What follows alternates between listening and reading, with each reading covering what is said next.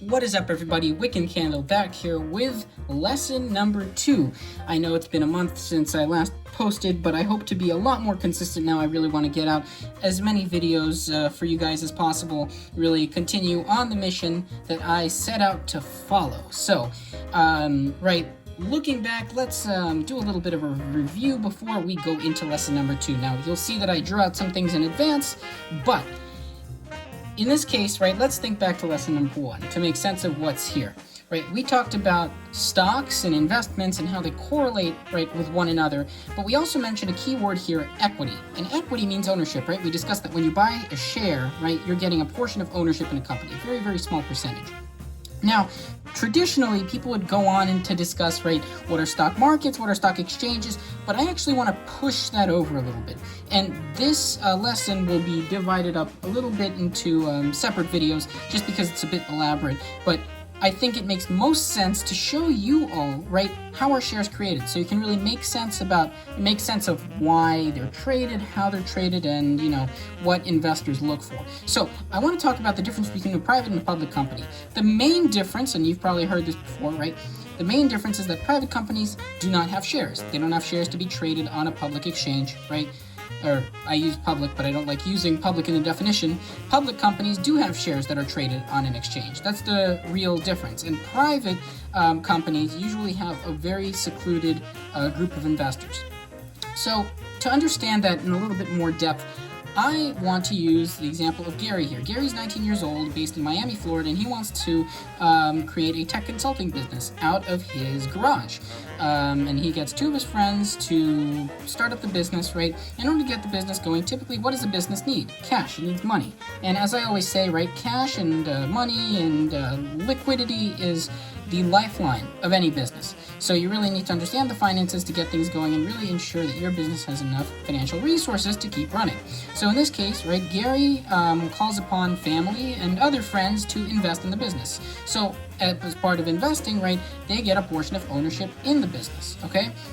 So for them, it's sort of as an investment. If the business does well, then they get more money back than they initially contributed. But using this money, they get all the resources, they get all the platforms that they need, they get computers, and so on and so forth. Now, let's think, 1 year down the road, they do, 100K in sales. They're doing really, really good, and they have good projections. They think, okay, the business is going to take off. So they want to be able to reinvest into the business, but they want to be able to expand, and they don't really have the means to do that just based off of the revenue that they're turning from their services that they're selling. So they go to the next step, They go to a VC firm.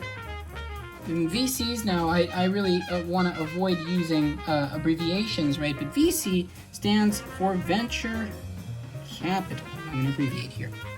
What are venture capital firms?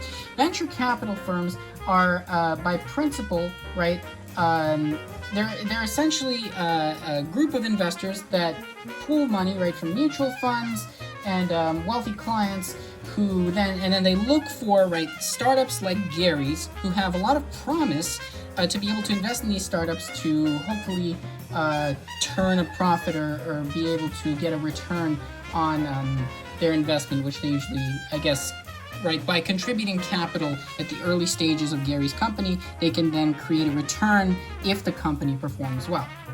So let's say, Gary and his friends, they value their company, they place a valuation on how much the company is worth, and they go to the venture capital firm and they create a pitch, okay? So they pitch their service to the venture capital firm to try to get an investment, Let's say, they want $100,000 for 20% equity in the company.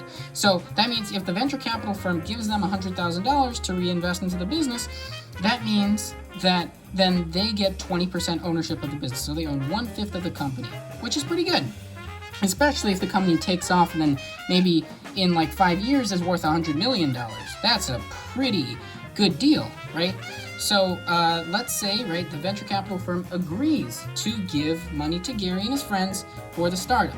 So now they use that, they reinvest it into the business, but as part of that, right, the venture capital firm not only gets ownership, but they can provide, right, a lot of resources. They can provide connections to other investors for Gary and his friends, and they really can also be a useful resource in terms of allowing Gary to get expertise, right, from other professionals in the industry to sort of help his business grow.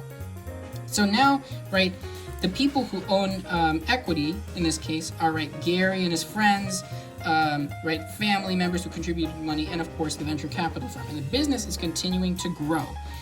But it is still a private company because Gary, in this case, the main groups of investors are the venture capital firm, the family and friends, and of course himself, but he doesn't have shares listed on an exchange. So let's say, right, 5 years down the road, his company all of a sudden is worth $100 million, right? He's, living the dream. And he says, I want to keep pushing this further. So what are we going to do? We're going to go public. And that is where this comes into play. So what does that mean? That means they issue shares onto an exchange, right? Through a process called an IPO, which stands for Initial Public Offering. Okay? And we're going to talk about how this process works and sort of the steps involved in it that really allow a private company to go public.